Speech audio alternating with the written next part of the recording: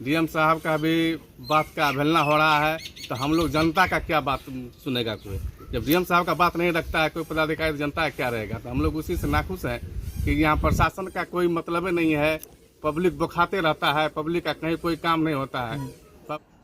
सुपौल जिले के मड़ौना परियोजना अंतर्गत एक आंगनवाड़ी केंद्र पड़ता है, जिसका केंद्र संख्या मैं आपको बता दूं 135 है। इस केंद्र संख्या में वर्ष 2018 में भर्तियां निकाली गई, जिसमें कुल 3 अभ्यर्थियों ने आवेदन किया सेविका चयन हेतु, जिसमें क्रमांक संख्या 1 पर सुनीता कुमारी थी, क्रमांक संख्या 2 पर सीता कुमारी थी और क्रमांक संख्या 3 पर एक और अभ्यर्थी थे मेघा सूची के अनुसार।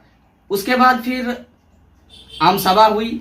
आम सभा में पदाधिकारी के समक्ष सभी लोग उपस्थित हुए, तीनों अभ्यर्थी, और नियम के अनुसार 1 नंबर के जो अभ्यर्थी थे सुनीता कुमारी, उसका चयन होना था सेविका पद पर। लेकिन 2 नंबर के जो कैंडिडेट थे, जो अभ्यर्थी 2 नंबर के सीता देवी थे, उन्होंने अपोज किया 1 नंबर कैंडिडेट के खिलाफ कि इनका शैक्षणिक प्रमाण पत्र संस्कृत बोर्ड से है और इन्होंने जो ऑनलाइन के समय में डाटा दिया था और जो इनका मूल प्रमाण पत्र है इसके मार्क में डिफरेंस है, अतः यह फर्जी है। जिसके बाद आम सभा में मौजूद पदाधिकारियों ने इस चीज को देखा और नियम के अनुकूल उनको फर्जी घोषित करते हुए कैंडिडेट नंबर 2 यानी कि मेघा सूची के क्रमांक संख्या 2 पर जो मौजूद थी सीता देवी, उनका चयन आम सभा में कर लिया गया सेविका पद के लिए।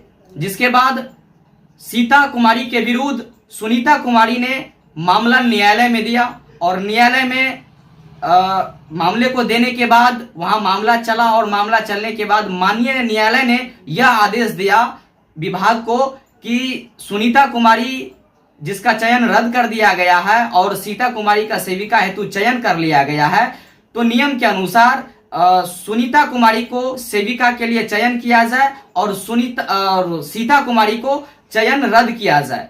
संबंधित आदेश माननीय न्यायालय ने विभाग को दिया, जिसके बाद विभाग ने सुनीता देवी का सेविका पद के लिए चयन कर लिया और पहले से जो चयनित हुई थी सीता कुमारी, उसका चयन रद्द कर दिया।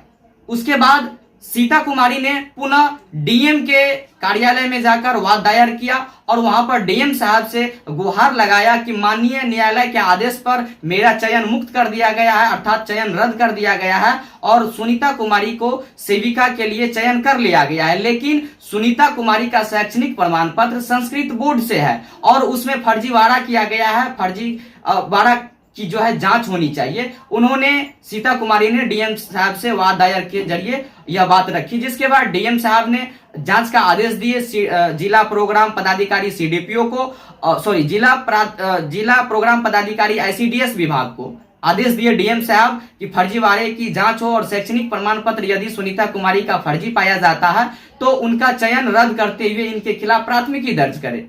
जिसके बाद जांच प्रक्रिया हुई और जांच प्रक्रिया में पाया गया कि सुनीता कुमारी जिनका चयन माननीय न्यायालय के आदेश पर किया गया है और उनका सर्टिफिकेट यानी कि प्रमाण पत्र फर्जी है और फर्जी होने के बाद जो है आईसीडीएस यानी कि आईसीडीएस जिला प्रोग्राम पदाधिकारी ने संबंधित मड़ौना यानी कि मड़ौना सीडीपीओ को आदेश दिया कि सुनीता कुमारी का सेविका से चयन रद्द करते हुए पुनः सीता कुमारी का जो है चयन पत्र जारी किया जाए और सेविका के लिए नियुक्त किया जाए। जिसके बाद सीडीपीओ मड़ौना ने उनका चयन किया और सुनीता कुमारी का चयन रद्द कर दिया और इसके बाद सीडीपीओ मड़ौना ने एलएस को आदेश किया कि सुनीता कुमारी के खिलाफ स्थानीय थाना में प्राथमिकी दर्ज करे फर्जीवाड़ा से संबंधित, चूंकि डीएम साहब का ही आदेश था कि जो भी फर्जी करने वाले इसमें शामिल है उनके ऊपर प्राथमिकी दर्ज होनी चाहिए। इसी डीएम साहब के आदेश के आलोक में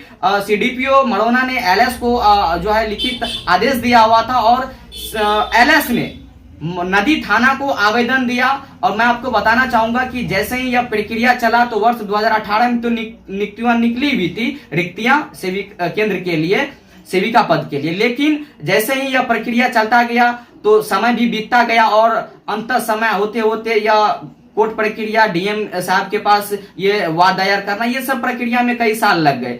इस प्रकार से जो है 2021 का जुलाई महीना आया। जुलाई महीना वर्ष 2021 में आईसीडीएस जिला प्रोग्राम पदाधिकारी सुपौल ने आदेश पारित किया था प्राथमिकी दर्ज करने और सुनीता कुमारी का चयन रद्द करने के लिए, जिसके बाद जो है एलएस के आवेदन पर नदी थाना में आवेदन दिया गया।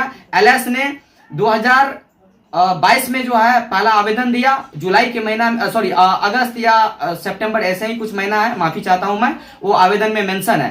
तो 2022 में उन्होंने नदी थाना को आवेदन दिया, लेकिन उस पर प्राथमिकी दर्ज नहीं हुई, जिसके बाद पुनः एलएस ने दिसंबर 2022 में नदी थाना को दोबारा आवेदन दिया और इसी बीच विभाग का ट्रांसफर का खेला चला और सभी पदाधिकारी जो थे उनका तबादला हो गया और मामला जो है अब तक दबा हुआ है।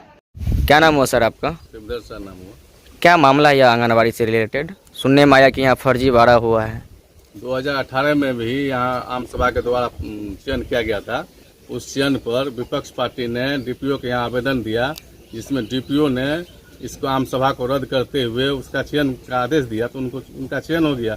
चयन होने के बाद पुनः ये सीता कुमारी ने डीएम साहब के पास अपील किया।